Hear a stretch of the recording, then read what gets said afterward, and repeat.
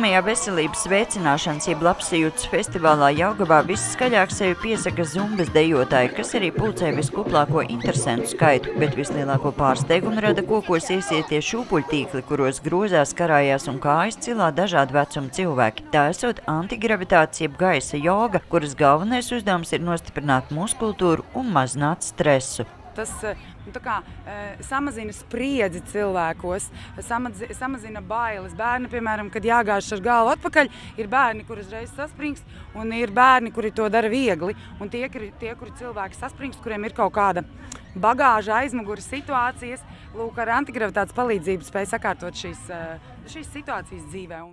Arī citus parka stūrīšus aizņēmuši cilvēki, kuru pasniedzēju vadībā izmēģina spēkus visdažādākajās aktivitātēs. Šajā pasākumā tiešām ir 9 nodarbību zonas un ir aptverts principā visas tādas veselības veicināšanas jomas. Mēs šeit darbojamies gan fizisko aktivitāšu jomā, gan domājam par veselīgu uzturu, par garīgo veselību, par ģimenes veselību un par slimību profilaks kopumā. Daudzi gan pagaidām notiekošo vēro no malas, tomēr apsver iespēju fiziskām aktivitātēm atvēlēt vairāk laika. Kas jūsuprāt ir pats svarīgākais, lai sāktu, izkustētos no tā dīvāna vai datorkrēsla? Man liekas, jābūt interesei, jābūt draudzīgai ģimenei, varbūt arī draugiem, lai būtu kompānija, pastaigāties, kaut ko padarīt kopā, arī labam garastāvoklim.